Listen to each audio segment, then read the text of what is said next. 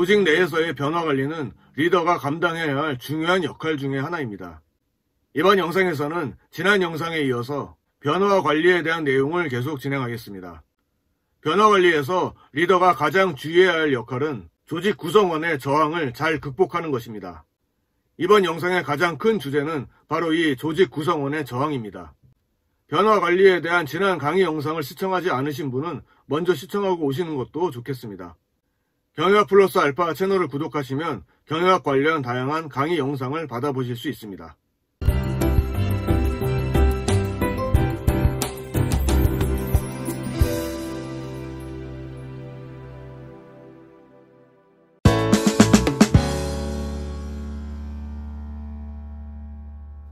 사람은 기본적으로 변화에 대한 두려움을 갖게 됩니다. 평소에 하던 패턴이 아닌 새로운 환경이 주어지면 호기심과 모험정신이 생기는 경우도 있지만 대다수는 반발심이 일어나고 그에 따른 분노와 두려움이 동시에 생기게 됩니다. 조직에서 변화 관리가 힘든 이유 중에 하나는 바로 이 조직 구성원의 저항이라고 할 수 있습니다. 조직 변화에 대한 저항의 이유는 무엇이 있을까요? 먼저 변화에 대한 저항이 생기는 이유는 그것을 제안한 사람에 대한 불신이라고 할 수 있습니다. 리더와 조직 구성원 간의 상호 신뢰 부족은 변화에 대한 이유를 숨기도록 조장함으로써 의심과 저항을 더욱더 증가시킵니다.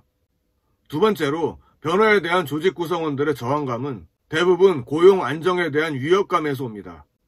또는 고용 안정은 위협받지 않는다 하더라도 조직 구성원들은 조직 구조나 직무 내용의 변화로 인하여 안정된 직위나 대우, 또한 확립된 위치에 손실이 있을 것으로 예측되는 경우 이를 두려워하고 새로운 변화에 저항하게 됩니다. 세 번째로 조직 구성원들은 조직 변화로 인한 일자리나 지위의 상실 외에도 변화로 인한 새로운 직무나 지위 그리고 역할이 그들 자신의 경력, 경로, 즉 커리어 패스에 별로 도움이 되지 않는다고 생각할 수 있습니다. 이와 같이 경력상의 변화에 대해 불이익이 따를 수 있다고 생각할 경우 변화에 대한 저항감을 표출하게 됩니다. 네 번째로 익숙하지 않은 불편함도 주요한 이유 중에 하나입니다. 사람들은 기본적으로 불편한 것을 싫어합니다. 평소에 하던 대로 하는 것이 편한 것입니다. 새로운 방법을 알더라도 그것이 내 것이 되어 자연스럽게 활용하기까지는 시간이 걸리는 법인데 그 과정을 견디기 힘들어합니다. 단순한 예로 어떤 조직에서 아래 한글을 표준 워드 프로세서로 쓰고 있는데 갑자기 MS 워드로 바꾼다고 하면 저항감이 생길 수 있는 것입니다. 또는 조직 구조를 개편하거나 새로운 정보 시스템을 도입하여 익숙하지 않은 업무를 하게 되는 것도 여러모로 조직 구성원들에게 스트레스를 주는 변화 요인일 것입니다. 마지막으로 상호작용상의 불안감을 들 수 있습니다. 집단 구성원이나 직무 관계에 변화가 있는 경우에도 새로운 상급자와 구성원들 사이에 새로운 관계와 상호작용이 요구될 수 있습니다. 이럴 경우 기존 시스템의 안정감과 소속감을 희생하고 새로운 관계를 형성하게 되는 과정에서 구성원들은 불확실성과 불안감을 느끼게 되고 변화에 대한 저항감을 갖게 됩니다.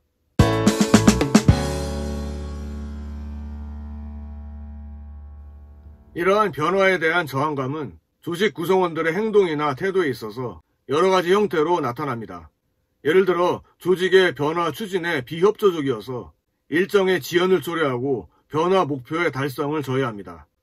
또한 조직 몰입이나 직무 만족과 같은 조직 유효성에도 부정적인 영향을 미치게 됩니다. 앞서 언급한 대로 사람들은 기존의 안정적인 행동 양식을 통해 자신을 보호하려는 속성이 있기 때문에 변화에 대한 구성원들의 부정적인 태도는 불가피한 현상입니다. 따라서 조직 구성원들의 변화에 대한 저항으로 조직의 역기능이 생길 수 있기 때문에 경영자는 변화에 대한 저항을 극복하기 위해 노력해야 하는 것입니다. 여기서는 조직 변화에 대한 저항의 극복 방안에 대해서 몇 가지 알아보겠습니다. 첫 번째로 교육과 커뮤니케이션입니다. 일반적으로 조직 변화를 추진하는 경영층과 조직 구성원들의 변화에 대한 인식이 서로 다른 경우 구성원들은 변화에 저항하게 됩니다. 이러한 변화에 대한 저항은 구성원들에게 논리적인 변화의 필요성을 인식시킬 수 있는 교육과 커뮤니케이션을 통해 감소될 수 있습니다. 두 번째로 참여입니다. 조직 변화 과정에서 조직 구성원들에게 앞으로 발생하게 될 변화와 이러한 변화가 조직에 어떠한 영향을 줄 것인가에 대한 정보는 반드시 필요합니다. 그런데 그에 관한 적절한 정보가 없다면 구성원들 입장에서는 변화가 직무와 조직에 어떠한 영향을 주며 어떻게 반응해야 할 것인가에 대한 판단이 불확실해지게 됩니다. 이러한 정보의 차이로 인해 변화의 상황을 다르게 판단한 조직 구성원들로부터 저항을 초래할 수 있는 것입니다. 따라서 조직 변화를 계획하고 실행하는 과정에 조직 구성원들, 특히 저항을 하는 구성원들을 참여시킴으로써 변화에 대한 불안감을 해소시킬 수 있습니다. 세 번째로 촉진과 지원입니다. 조직 구성원들이 변화에 대한 걱정과 불안감을 매우 크게 느낄 때에는 종업원 상담이나 새로운 기능 훈련, 그리고 단기 휴가 등의 방법을 통하여 변화에 대한 저항을 줄이기 위한 노력을 촉진하고 지원할 수 있습니다. 네 번째로 협상입니다. 변화관리자가 저항에 대처하기 위해 쓸 수 있는 또 다른 방법은 저항을 줄이는 대가로 조직 구성원들에게 뭔가 가치 있는 것을 제공하는 것입니다. 예를 들어 만약 저항이 몇몇 힘 있는 사람들을 중심으로 일어나면 그들의 개인적 욕구를 충족시켜줄 구체적인 보상 패키지를 가지고 협상할 수 있습니다. 다만 이 방법은 협상의 비용이 높을 수 있고 협상 대상이 아닌 다른 권력 있는 사람들도 뭔가를 요구하며 위협할 수 있는 위험이 생길 수도 있습니다. 다섯 번째로 조작과 포섭입니다.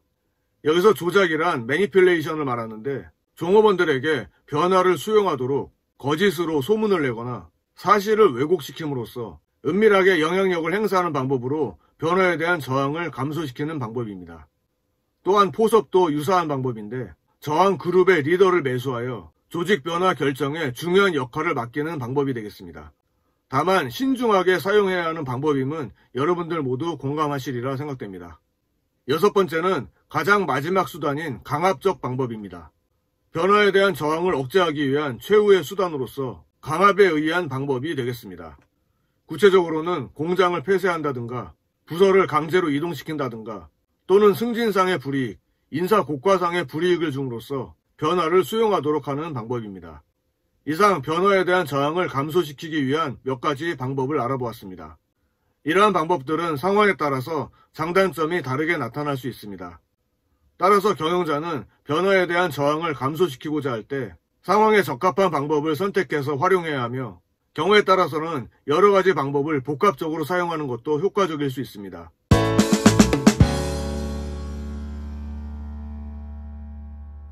계속해서 변화 관리의 마지막 주제로 조직 변화의 영역과 기법에 대해서 알아보겠습니다.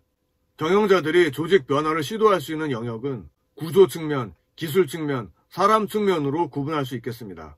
이 각 변화 측면별로 그 특징과 변화 내용에 대해 알아보겠습니다. 먼저 구조적 변화입니다. 조직 구조는 복잡성, 공식화, 집권화에 의해서 구성됩니다. 이러한 구성 요인들의 변화를 구조적 변화라고 합니다.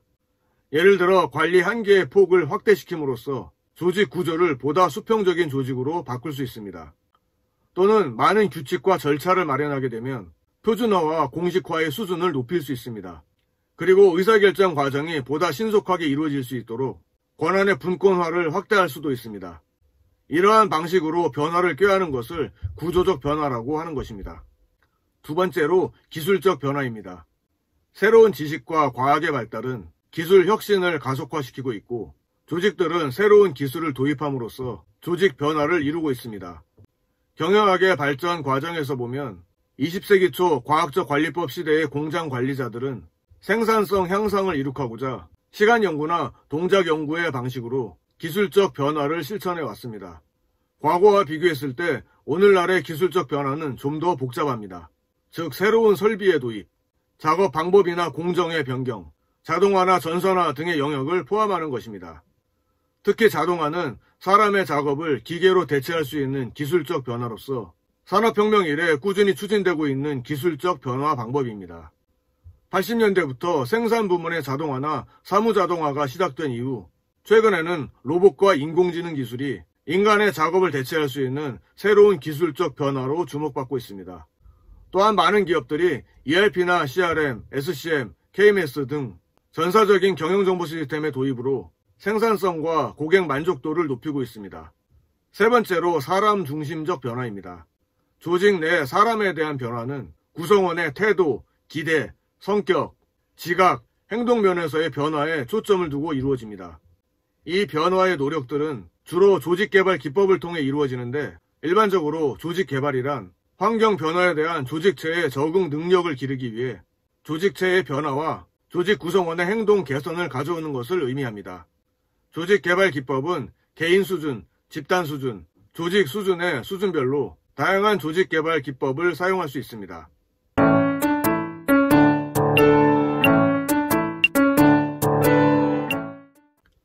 이번 영상은 변화 관리의 두 번째 시간으로 조직 변화에 대해서 왜 구성원들이 저항하는지, 그리고 이 저항을 어떻게 극복할 수 있는지를 알아보았습니다.